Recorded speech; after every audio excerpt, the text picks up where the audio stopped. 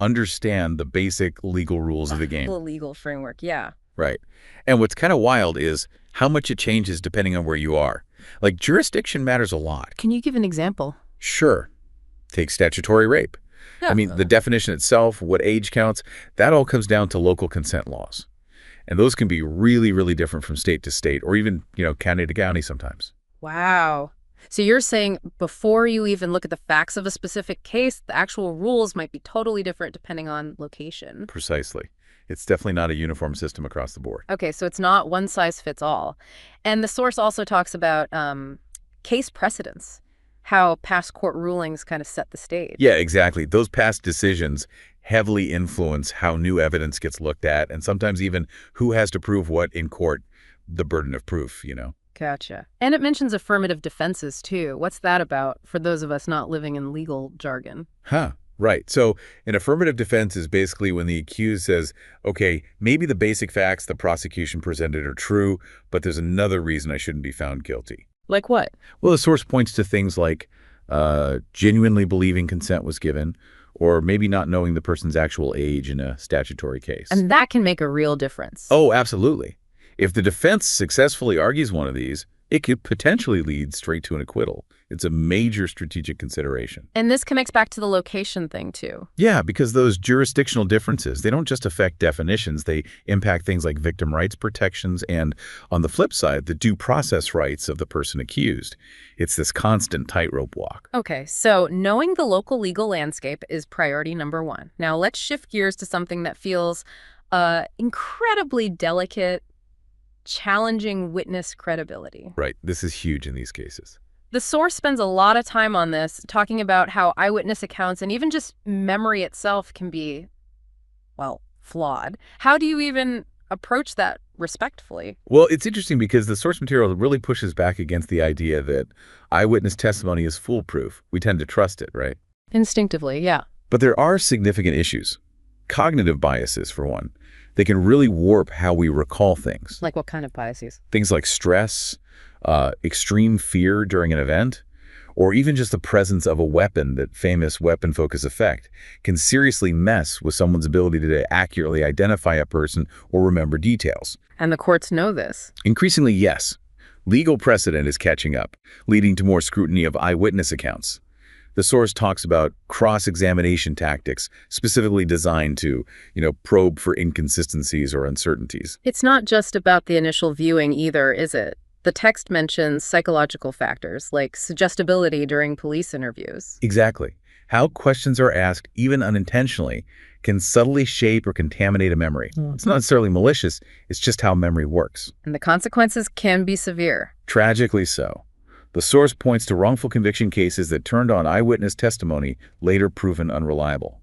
It really highlights why things like forensic evidence, DNA, are so crucial for corroboration. It makes you rethink how reliable memory is. The source calls it reconstructive. Yeah, that's a key concept. Memory isn't like a video recording we just replay. Every time we remember something, we're kind of rebuilding it. And that rebuilding process is where distortions can creep in. What causes those distortions, according to the material?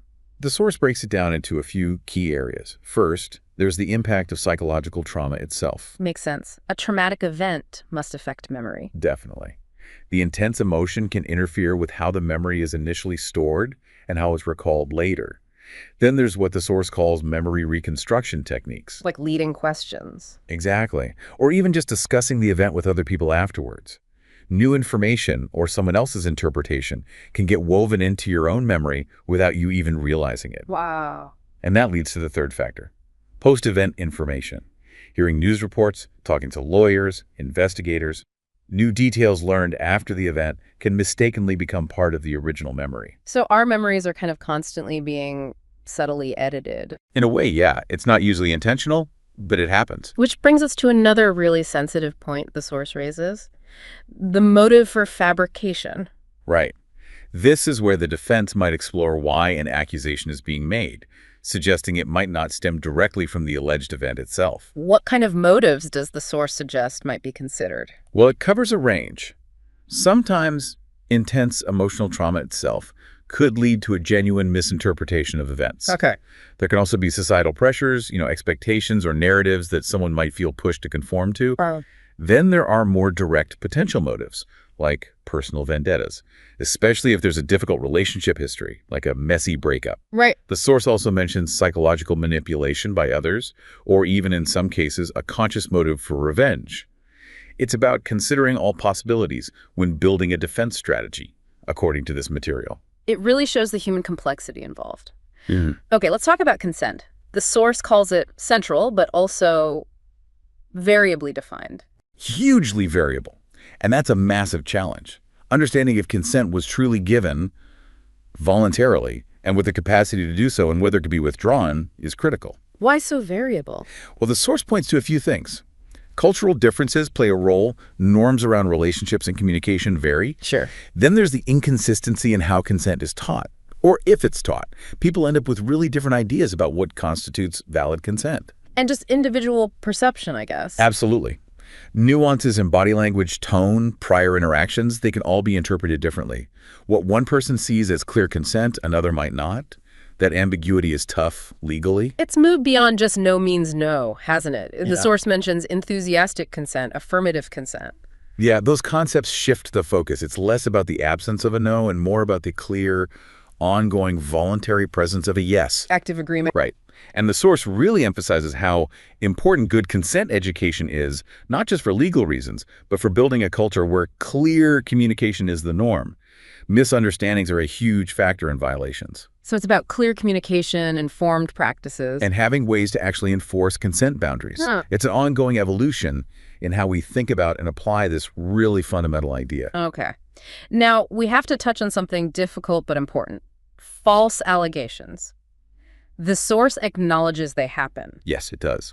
While the system rightly aims to protect victims, the reality, according to the material, is that false accusations occur and the impact is devastating. What kind of impact are we talking about? It's multi-layered. There's the immediate social stigma, being ostracized, reputation destroyed, often fueled by media or online speculation. It can be incredibly isolating. And the emotional toll? Immense.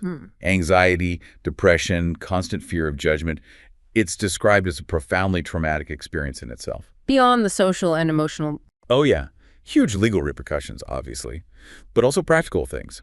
Losing your job, massive financial strain from legal fees, damage to family relationships, and this can happen even if the accusation is eventually proven false.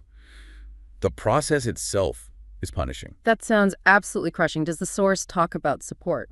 It does. It stresses how vital support systems are mental health professionals, good legal advisors, family, friends.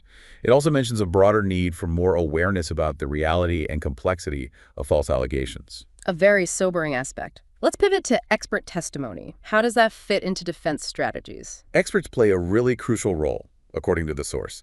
They can bring in specialized knowledge to offer an objective perspective, potentially cutting through some of the emotion. What kinds of experts? The text mentions forensic analysts, think DNA, physical evidence, and psychologists. Psychologists might testify about memory, trauma's effects, suggestibility, or other aspects of human behavior relevant to the case. So they add credibility by explaining complex stuff. Exactly. But the source cautions that the expert's own credibility is key. Their qualifications, their experience, and crucially, how effectively they can explain things in court, that all matters hugely. And the defense needs to be ready to challenge the prosecution's experts too, right? Oh, absolutely. The source talks about developing strong cross-examination strategies. That means digging into the prosecution experts' methods, their data, potential biases, their qualifications, really testing the foundation of their testimony. What are the main things to look at when evaluating an expert? Key considerations highlighted include their education and background, naturally, how effective they are at making complex science or psychology understandable, whether any psychological evaluations they did were robust and relevant.